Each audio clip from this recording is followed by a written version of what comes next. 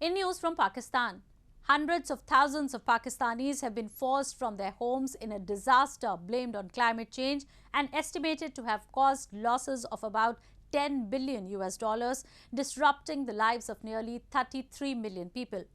UN Secretary General Antonio Guterres appealed to the world for massive help for flood-ravaged Pakistan on Friday as he visited to boost the response to the disaster.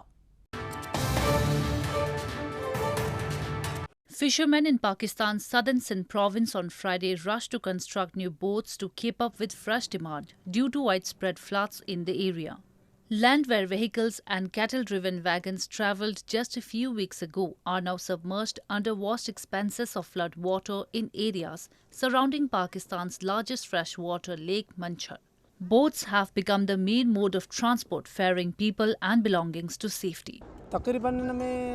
बनाने में जो आहे सो 10 ॾींहं अची वञनि था ने 2 लाख रुपया हिन में लागत अची थी वञे इन खां सवाइ असांजा कुझु माण्हू फाथल आहिनि बोर्ड में जेकी उहे पंहिंजा माण्हू पकिड़ूं था पंहिंजो सामान बि कढूं था वरी उन में सां गॾु कुझु रोज़गार तेल पाणी हिन जो बि कढूं था पंहिंजी रोज़ी बि कयूं था हिन मां उन जे लाइ हीअ असां बणायूं था उन लाइ ख़रीद कयूं था. The construction of a boat takes around 10 days. According to Nabi, it cost around 200,000 Pakistani rupees, that is around 900 US dollars. Sindh has seen 466% more rain than average. Villagers near Manchar Lake fled their homes on Friday due to the rising flood waters.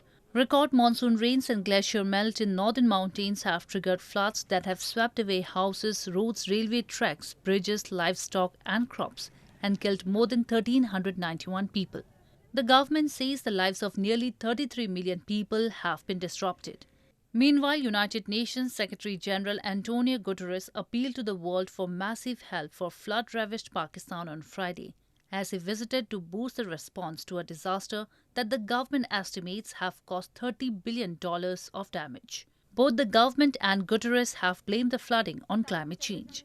Prime Minister Shehbaz Sharif said Pakistan needs an infinite amount of funding for its relief effort, adding the country will remain in trouble as long as it doesn't receive sufficient international assistance.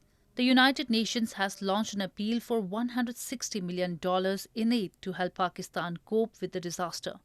U.S. Development Agency USAID Chief Samantha Power on Friday announced $20 million in additional help for Pakistan at a press conference in Islamabad.